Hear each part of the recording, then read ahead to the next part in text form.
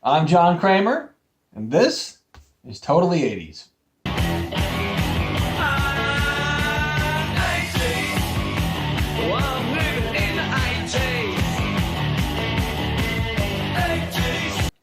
I believe we've got ourselves a Netflix Mötley Crüe movie coming out, so I think it's time to talk a little Mötley Crüe. So my first experience with Mötley Crüe happened back in 1984.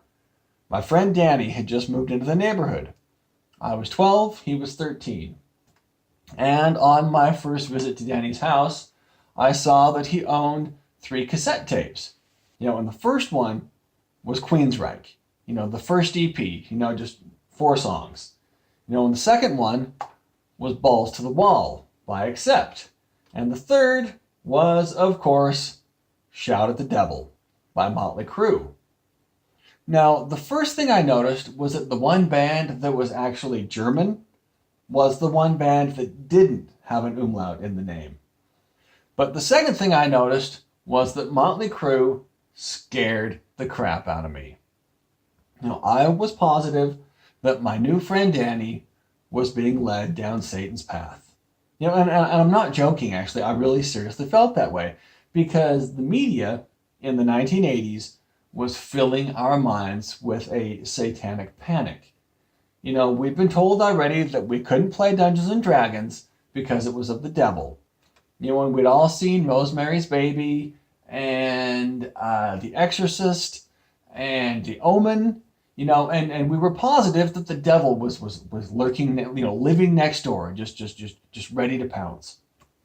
And we'd all been told that KISS stood for Knights in Satan's Service, and that AC/DC stood for Against Christ, Devil's Crusaders, and that Rush stood for Rulers Under Satan's Hand.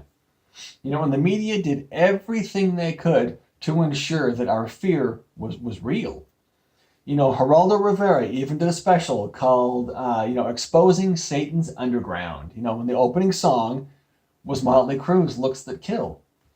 And I had even attended a presentation where some guy showed up with, the reel-to-reel tape player, and we plays the rock music backwards.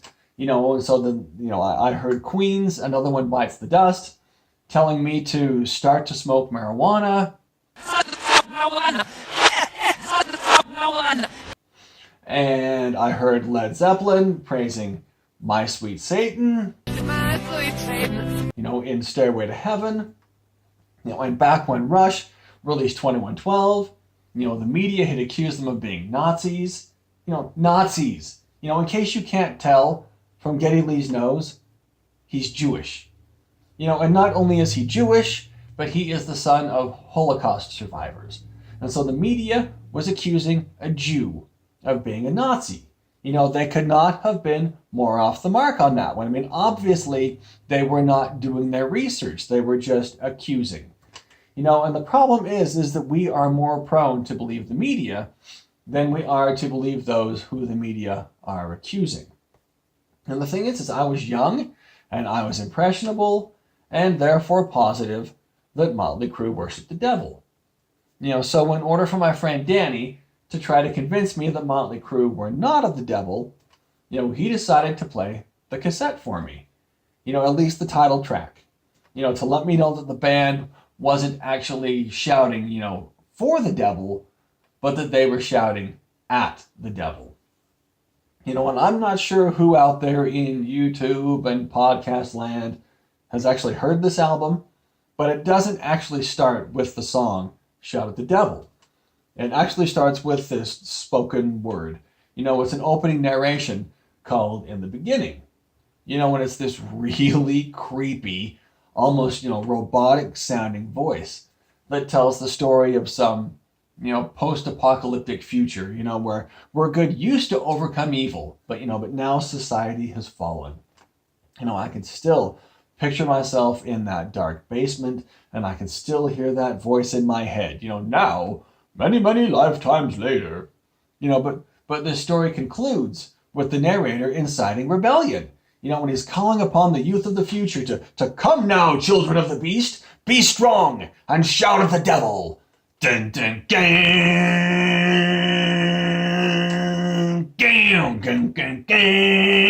Anyway, we didn't even make it that far. We didn't even make it to the beginning of the song before my fears were completely confirmed that Mötley Crüe truly were in league with the Prince of Darkness.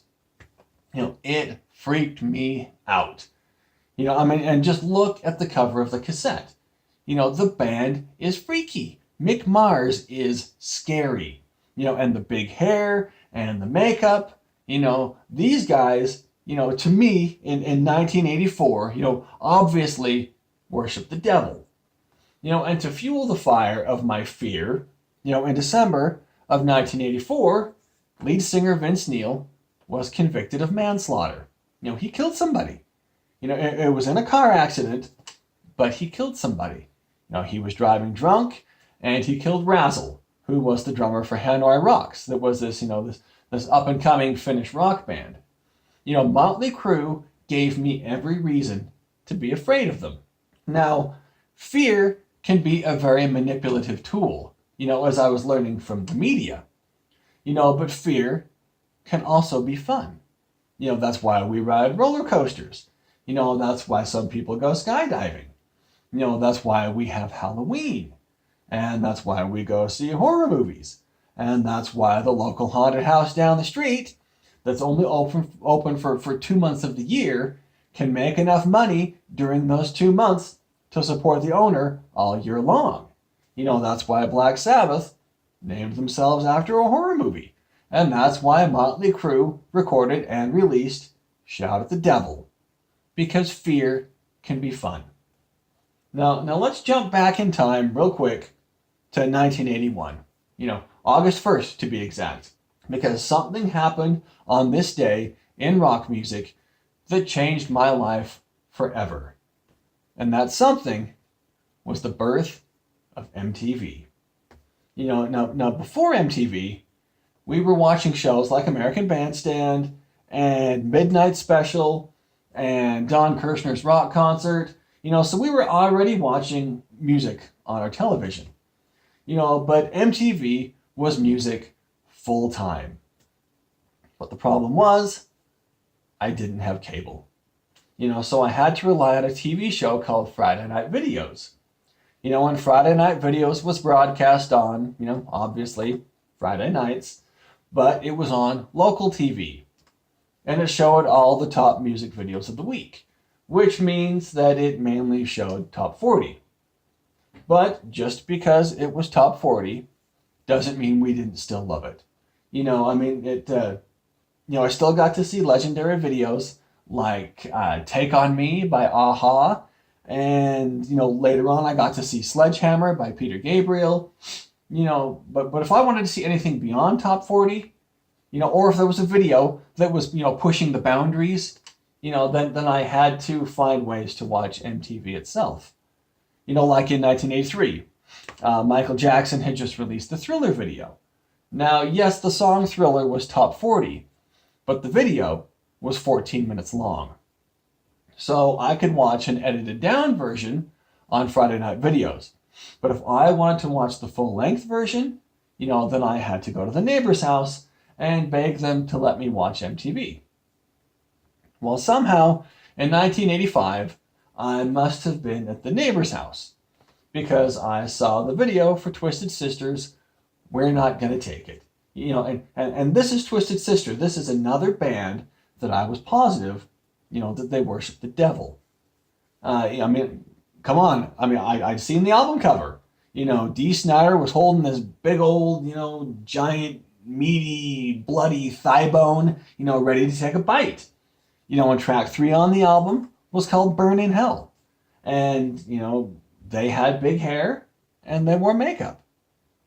But anyway, the video took me by surprise because it wasn't satanic.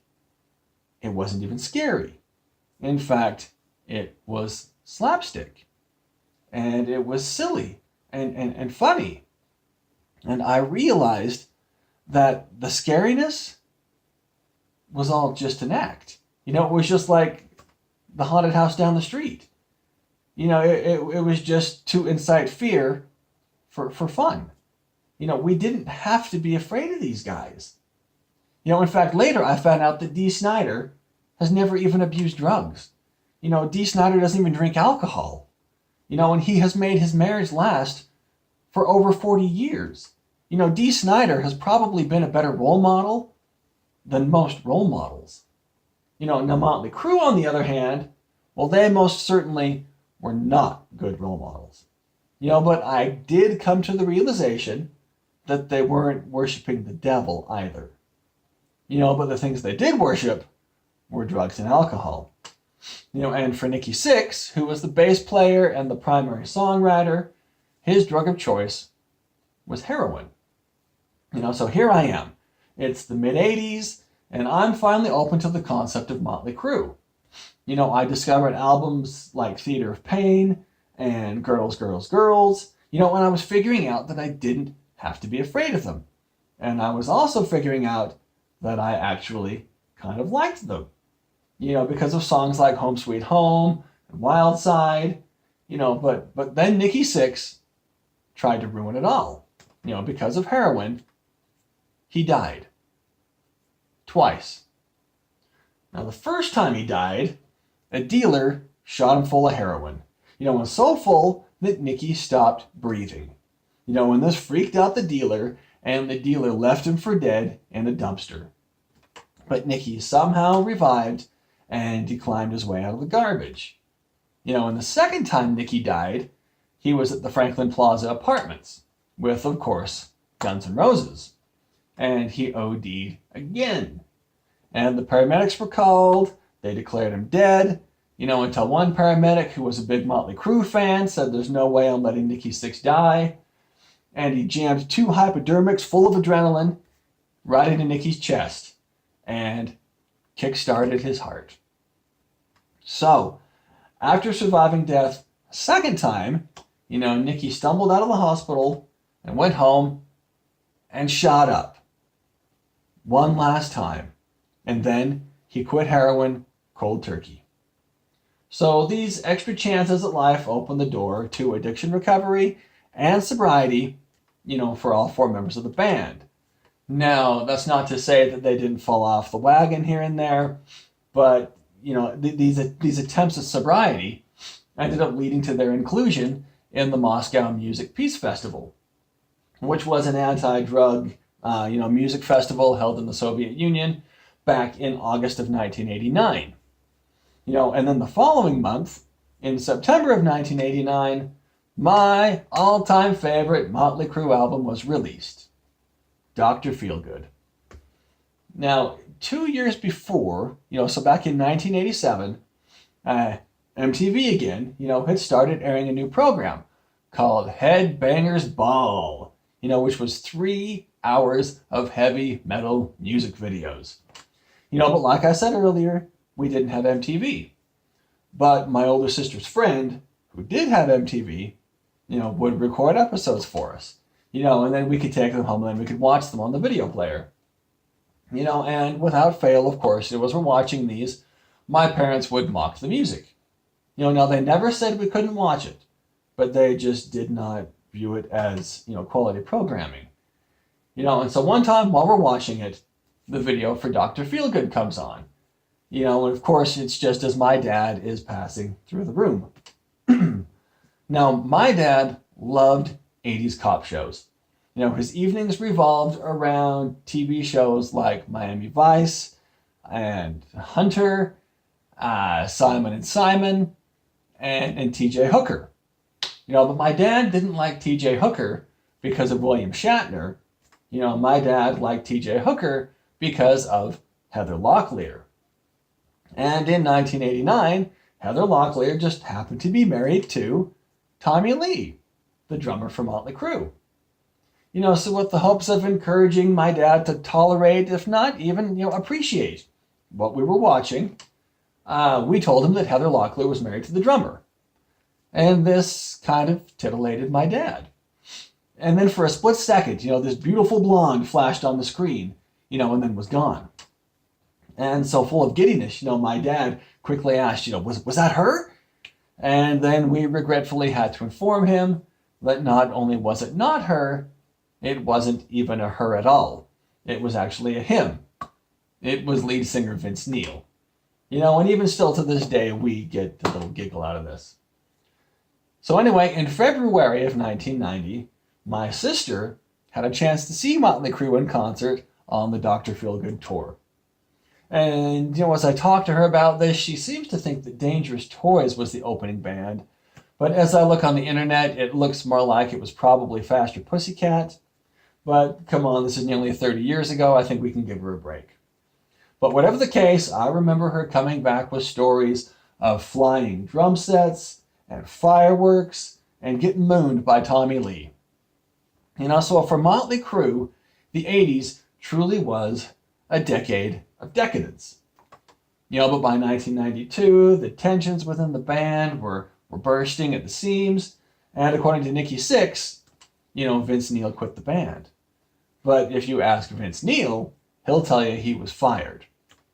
And then John Corabi was brought in as his replacement. And, very few bands can survive, a lead singer change. And Mötley Crüe is not one of them. They only released one album with Corabi, and it was a commercial failure, because it was a different lead singer. They had a different sound, and it didn't work. Vince Neil, on the other hand, put out a solo album in 1993 called Exposed, and it featured Billy Idol's guitarist, Steve Stevens. And the debut single was entitled You're Invited, But Your Friend Can't Come. And the song was also in the film Encino Man, so Pauly Shore makes a cameo in the video. And the thing is, this song sounded more like Mötley Crüe than Mötley Crüe's album did. So anyway, Vince Neil wound up rejoining the band in 1997. But by this time, the 80s were long over, and grunge had completely destroyed anything and everything, that I ever loved. So Mötley Crüe may have recovered, but I never did. And that's why I just keep on living in the 80s.